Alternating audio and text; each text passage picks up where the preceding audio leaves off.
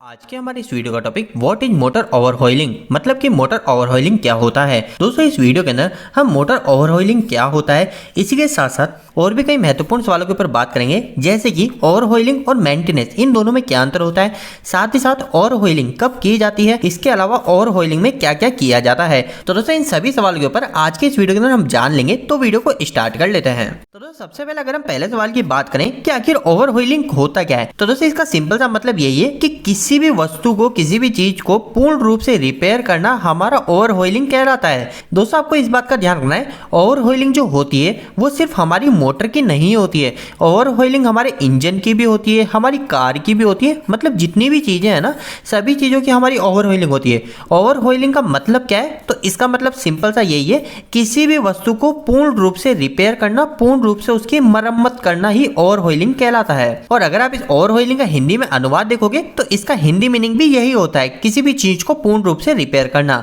अब इस जवाब के बाद में कई लोगों के मन में यह क्वेश्चन आएगा, फिर आखिरकार ओवरहॉइलिंग एंड मेंटेनेंस में क्या अंतर होता है। तो दोस्तों इस सवाल का क्या जवाब है वो भी हम जान लेते हैं। तो दोस्तों इसका जवाब पता होने के लिए सबसे पहले आपको मेंटेनेंस क्लियर होना चाहिए, मेंटेनेंस क्या होता है, साथ साथ आपको रिपेयर का मतलब भी पता होना चाहिए, और साथ साथ आपको ओवरहॉइलिंग का भी मतलब पता होना चाहिए। तो जैसे ही आप ये तीनों चीजों को क्लियर कर लोगे तो आपका मेंटेनेंस और ओवरहॉइलिंग क्या होता है और उसमें क्या डिफरेंस है ये क्लियर हो जाएगा।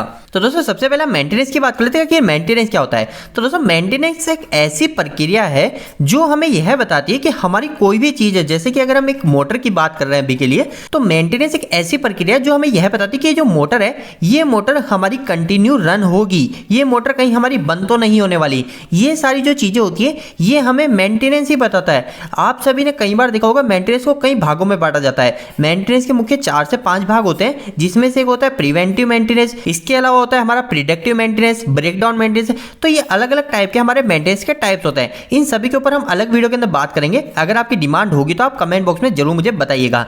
लेकिन अभी के लिए मैं आपको यह बताना चाह रहा हूं कि जो मेंटेनेंस होता है ये मेंटेनेंस एक प्रकार की प्रक्रिया है। अब यह प्रक्रिया हमें क्या बताती है, तो यह प्रक्रिया सिर्फ हमें इतना बताती है कि हमारी जो भी वस्तु है, जैसे हमारी मोटर है, तो ये मोटर कहीं हमारी बीच में बंद तो नहीं हो जाएगी। हम मेंटेनेंस के अंदर यही चीज को चेक करते हैं कि हमारी जो मोटर है, इस मोटर के अंदर कोई ऐसा तो फॉल्ट उत्पन्न नहीं हो रहा जिसके कारण हमारी जो मोटर है वो बीच में ही बंद करनी पड़ जाए। तो वही सारी चीजें हमारे मेंटेनेंस के अंदर हम चेक करते हैं। और साथ ही साथ आपको यह भी ध्यान रखना है कि मेंटेनेंस के अंदर अगर हमें कुछ प्रॉब्लम मिल जाती है, मतलब कि कोई फॉल्ट मिल जाता है, जिससे हमें यह पता चल जाता है कि हमारे इस फॉल्ट के कारण हमारी ये मोटर कुछ समय के बाद बंद हो जाएगी और हमारा सारा काम रुक जाएगा, तो उस समय हम क्या करते हैं, हम हमारे इस मोटर के फॉल्ट को हैंड टू हैंड रिपेयर कर लेते हैं। अब रिपेयर का मतलब क्या है, तो रिपेयर का मतलब है उसको हम सही कर लेते हैं, मतलब उसकी हम मरम्मत कर लेते हैं। तो यही चीज होती है हमारी मेंटेनेंस। और अगर हम रिपेयर की बात करें तो इसका मतलब है किसी भी फॉल्ट को सही करना, मतलब कि उसकी मरम्मत करना हमारा रिपेयर कहलाता है।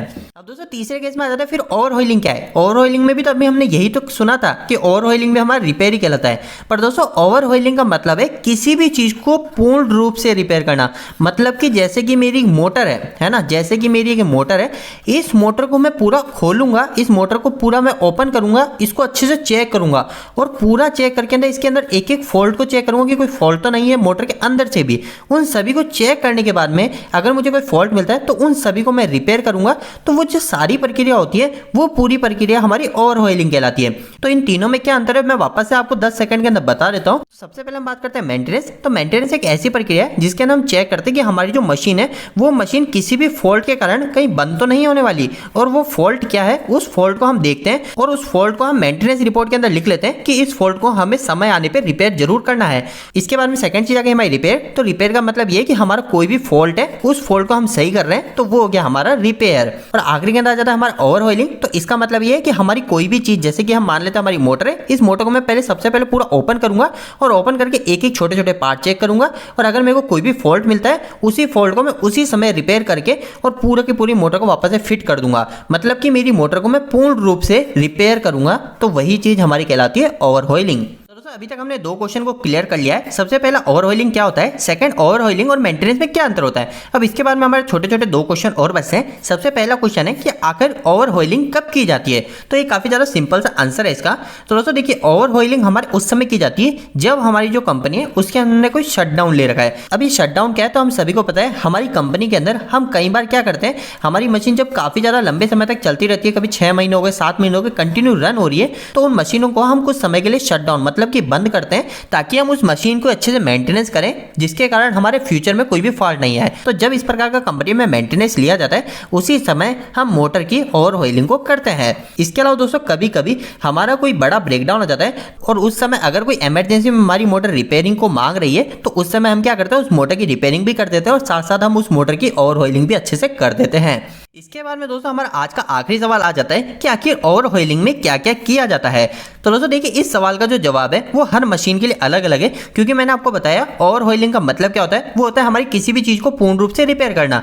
तो ये मोटर के लिए अलग हो सकती है, इंजन के लिए अलग हो सकती है, कार के लिए अलग हो सकती है। तो अभी हम जो बात कर लेते हैं, अभी हम हमारी एक मोटर के लिए बात कर लेते हैं कि आखिर मोटर की ओवर ऑयलिंग में हम क्या क्या करते हैं।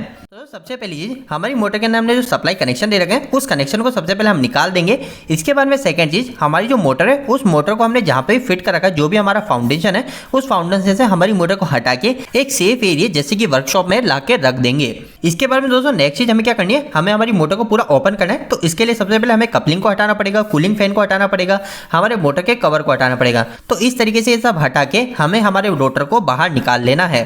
दोस्तों रोटर को बाहर निकाल लेने के बाद में हमें नेक्स्ट स्टेटर पे आना है और स्टेटर को चेक करना है कि इस पे कहीं पे भी कोई डैमेज तो नहीं है। जैसे कि हमें कई बार देखने को मिलता है हमारी कोर कहीं से डैमेज होती है, हमारी कहीं से वाइंडिंग पे हमारा कार्बन आ जाता है। तो उन सभी चीज़ों को हमें चेक करना है। मतलब कि हमें स्टेटर और स्टेटर पे की गई वाइंडिंग को अच्छे से चेक कर लेना है कि कहीं पे कोई प्रॉब्लम तो नहीं है। अगर कोई प्रॉब्लम वाइंडिंग से जुड़ी है तो हमें सबसे पहले उसी को ही रिपेयर करा लेना है। और अगर हमारी वाइंडिंग में कोई भी प्रॉब्लम नहीं मिलती है तो हम क्या करेंगे, हमारी वाइंडिंग को अच्छे से ब्रश से क्लीन कर लेंगे। अगर हमारे पास ब्रश नहीं है तो हम एक सूखे साफ कपड़े से हमारी वाइंडिंग को क्लीन कर लेंगे। इसके बाद में नेक्स्ट, अगर हमने हमारी मोटर को कुछ समय पहले वार्निश नहीं किया है तो हम उसके वार्निश भी कर देंगे। यह जो वार्निश होती है, यह वार्निश हमारी मोटर की वाइंडिंग की लाइफ के लिए काफी ज्यादा इंपॉर्टेंट होती है। ये वार्निश क्यों किया जाता है, वार्निश क्या होती है, इस सभी के ऊपर मैंने एक डिटेल वीडियो बना रखा है। आपको वह वीडियो इसी वीडियो के एंड स्क्रीन में मिल जाएगी। इसके बाद में हमारा स्टेटर और वाइंडिंग साइड से पूरा काम हो जाता है। नेक्स्ट हम हमारे रोटर के ऊपर आएंगे। तो सबसे पहले अगर हम स्क्वायर गेज रोटर की बात करें तो इसके अंदर इतनी कोई प्रॉब्लम नहीं होती है। फिर भी हमें देख लेना है कि हमारा जो रोटर है वो रोटर कहीं से डैमेज तो नहीं है। और साथ ही साथ हमारे रोटर की जो एंड रिंग है उस एंड रिंग को भी हम अच्छे से देख लेना है। इसके बाद में दोस्तों नेक्स्ट चीज हमारे बेरिंग के ऊपर आ जाती है। ये जो बेरिंग पार्ट है, ये बेरिंग काफी ज्यादा इंपॉर्टेंट है। तो हमें हमारे ड्राइविंग एंड और नॉन ड्राइविंग एंड दोनों साइड के बेरिंग को अच्छे से चेक कर लेना है। अगर हमें हमारी उस बेरिंग में कुछ प्रॉब्लम दिखती है और अगर वो रिसॉल्व नहीं होती है तो हमें उस बेरिंग को एक नए बेरिंग से रिप्लेस कर देना चाहिए। हमारा स्टेटर वाइंडिंग, रोटर और बेरिंग इन सभी को अच्छे से चेक कर लेने के बाद में हमें हमारी मोटर को अच्छे से फिट कर लेना है। मोटर को फिट कर लेने के बाद में सबसे पहली चीज हम क्या करेंगे, हम हमारी मोटर का इंसुलेशन टेस्ट करेंगे। इंसुलेशन टेस्ट क्या होता है, तो हम सभी जानते हैं कि हम हमारी मोटर को मेजर करते हैं, जिसकी मदद से हमारी जो मोटर की वाइंडिंग है उस वाइंडिंग का हमें इंसुलेशन पता चल जाता है कि आखिर वो स्ट्रॉन्ग है या नहीं। हमारी मोटर का इंसुलेशन कैसे चेक किया जाता है, इसके ऊपर ही मैंने ऑलरेडी डिटेल वीडियो बना रखा है। आप उसी वीडियो को भी एंड स्क्रीन जाके देख सकते हैं। मोटर का इंसुलेशन टेस्ट कर लेने के बाद में आखिरी के अंदर हमारी मोटर को रनिंग टेस्ट भी देंगे। मतलब कि हम हमारी मोटर को चलाएंगे और उसके बाद में हमारी मोटर के जो एम्पियर है उस एम्पियर को मेजर करेंगे और चेक करेंगे कि हमारी जो तीनों फेज है उन सभी फेज के अंदर हमारा करंट कहीं अनबैलेंसिंग तो नहीं है। तो इन सभी चीजों को हमारी ओवर ऑयलिंग के अंदर चेक किया जाता है। ओवर ऑयलिंग का मतलब सिंपल सा यही है कि हमारी जो भी मशीन है, हमारी जो भी मोटर है, उस मोटर को हम पूर्ण रूप से रिपेयर कर सके, ताकि वो जो मोटर है वो मोटर कभी भी रनिंग कंडीशन में हमें कोई प्रॉब्लम क्रिएट ना करके दे। तो दोस्तों आज का यह वीडियो थोड़ा सा बड़ा बन गया, लेकिन मैं उम्मीद करता हूं इस वीडियो के माध्यम से आपको कुछ बेहतर जानकारी मिली होगी। आपको ये वीडियो कैसा लगा, इस वीडियो को लाइक करके जरूर बताएं। अगर आपका कोई भी सवाल इस वीडियो के प्रति या फिर इलेक्ट्रिकल जरूरत है, आप मुझे नीचे कमेंट बॉक्स में कमेंट करके पूछ सकते हैं। इलेक्ट्रिकल की वीडियो सर आप नहीं देखना पसंद करते हैं, आज हमारे चैनल को सब्सक्राइब कर लीजिए। आज के लिए इतना ही, धन्यवाद।